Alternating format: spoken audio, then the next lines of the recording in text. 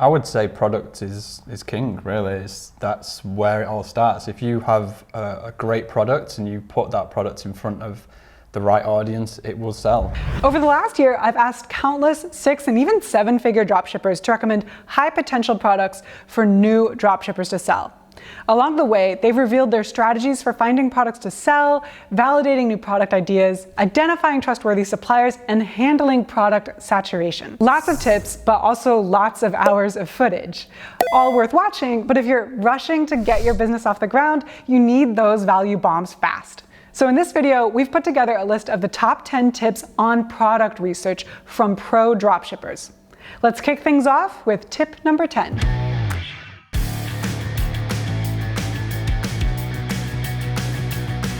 In tip number 10, Scott Hilsey explains how he trains the Facebook algorithm to find winning products for him. So I actually found these out with a very unique technique.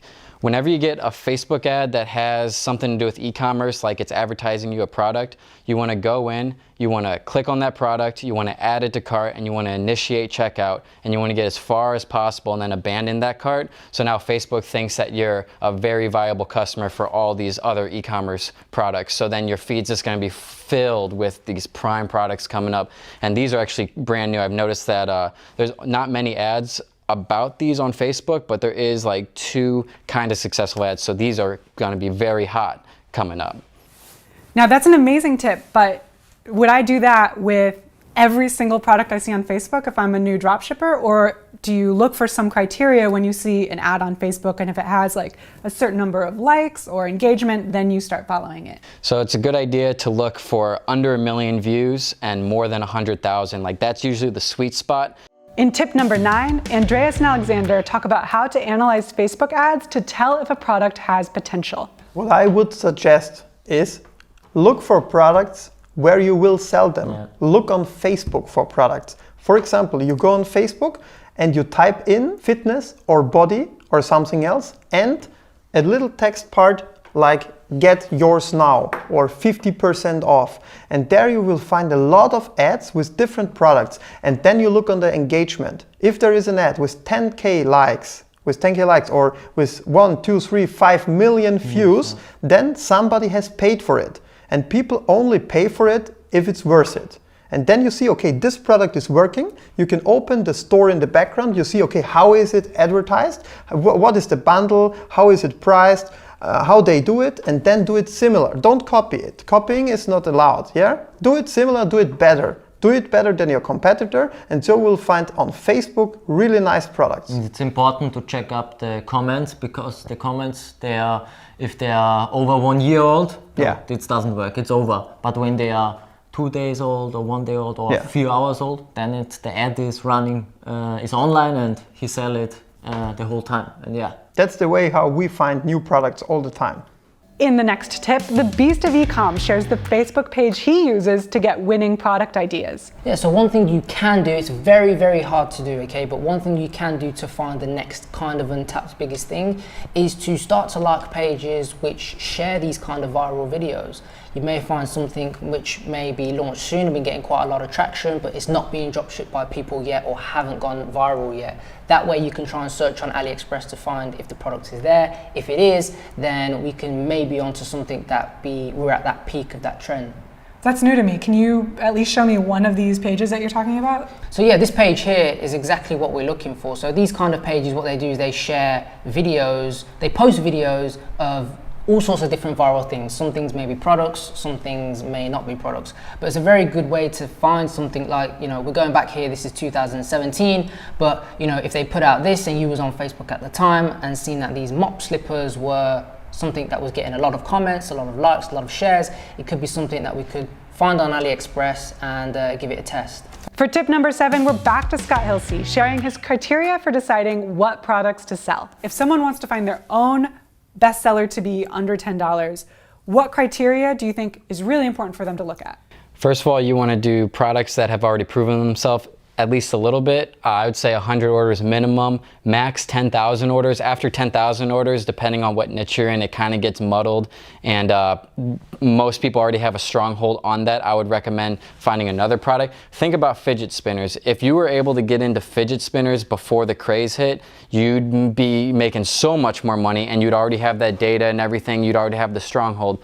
So the whole idea of drop shipping is you want to find those products before they hit viral status. Okay, but there are lots of products that get over 100 sales, like a woman's dress, for example. So how do you narrow down that group even further? I'd recommend, honestly, just use common sense. Don't sell anything that you can find at your average department store. When you're first starting, you really want to focus on a unique but practical item that has targetable. Now, as you get into the niche market, then you can add those items as upsells or whatever, because it's already in your niche store. But when you're first starting off, you really want to find a unique but practical, attractive product that you can target people for. In at tip number 6, Andreas and Alexander show how to use Facebook Audience Insights to validate product ideas. There are some reasons why we choose this product, because it's not well known. In normal shops, in offline shops, I haven't seen it before. Yeah. I haven't seen it, and I was surprised. And the niche is very big. It's the self-doing niche, the gadget niche. It has more than 50 million more than 50 million active users on Facebook a month. Well, why don't we go into Facebook Audience Insights and show us how you found that out in the first place? You click in the Ads Manager on the Audience Insights tool. It's here. And in the Audience Insight tool, you choose your country. We always test in the United States because the market is big. People are willing to pay via PayPal or credit cards.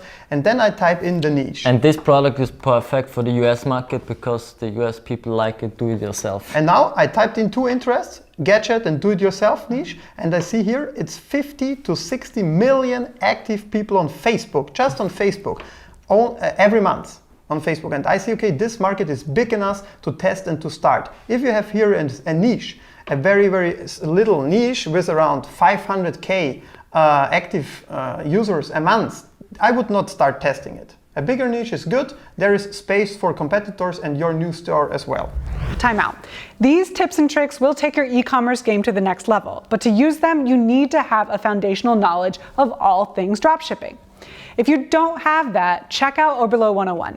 It's the ultimate course for starting your first online business because it gives you step-by-step instructions for finding a product, building a store, and getting your first sale with Facebook ads. When you're ready to use the insider tips in this video, just click on the link in our bio to get your business started.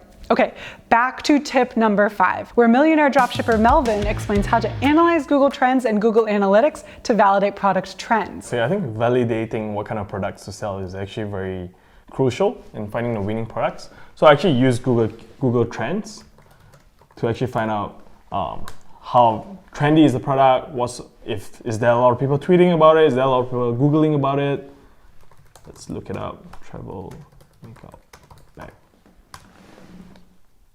So this is the surface of it. So we can actually see that, there was a hype about the product here back in, November 2018. That was during the Black Friday week. So people actually, and that's also a period of time when people are starting to travel for Christmas, and that's when you could see the spike in this side of things, and the trend just dies down here. And the projection of the next few months is actually going to be upward. So I think I use Google Trends to actually figure out whether the products are, is it a past winner, or is it even a winner? Is it products that are going to sell, going to make me money?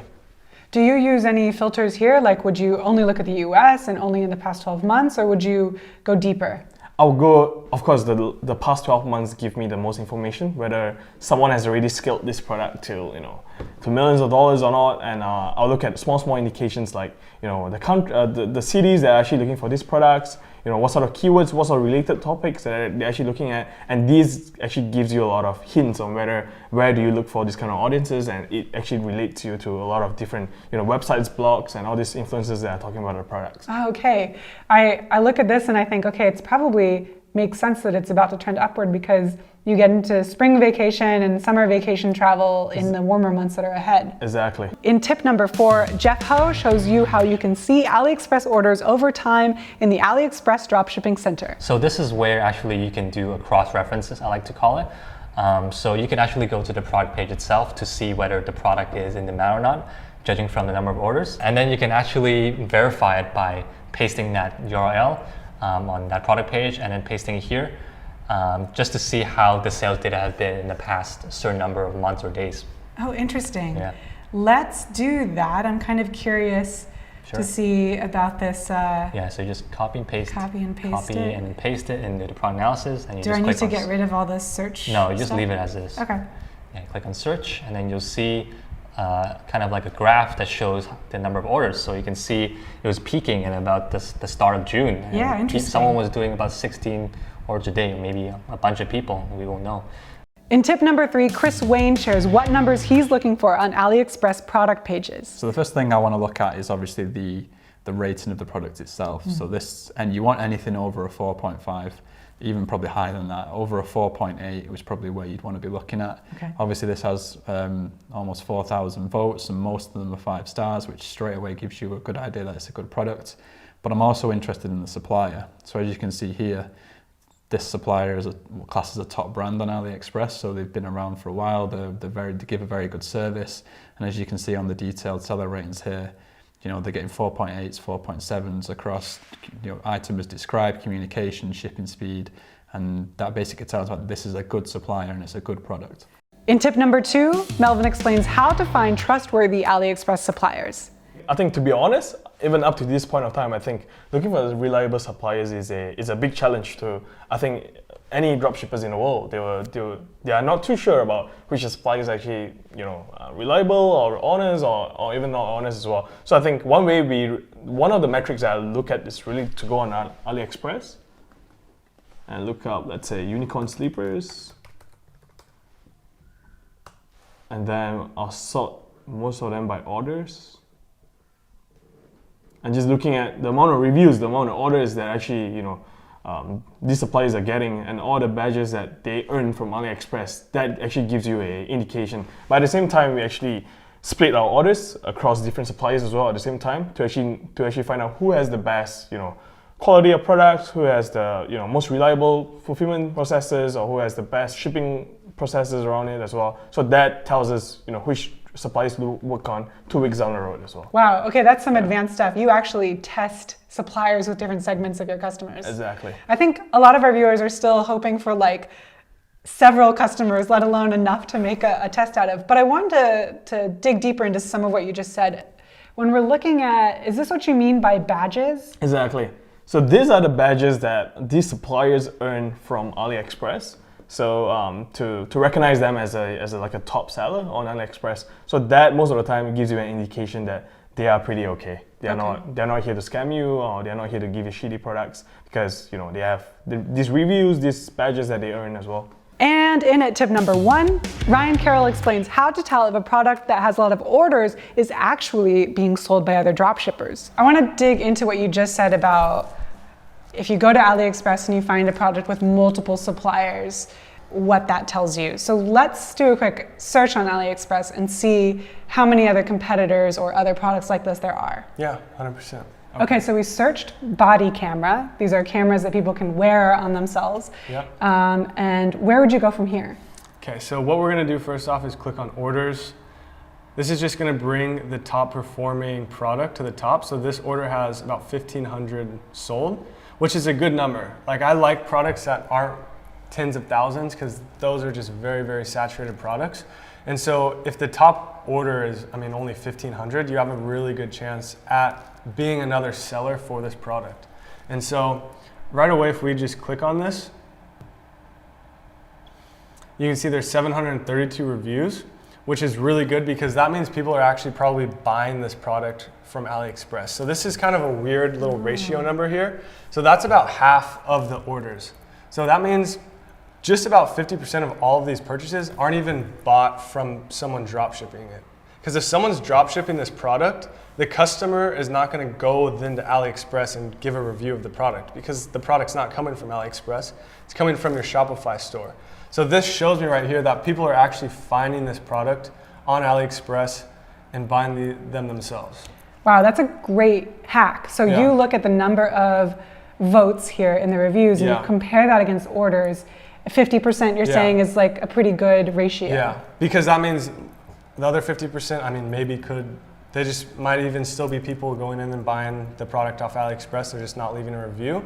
But it just shows me a lot of people are buying this product straight from AliExpress. So there's not a lot of people drop shipping this product right now. What do you think of these tips? Have any of them worked for you? And which one surprised you the most? Let me know in the comments below and I'll chime in with my thoughts.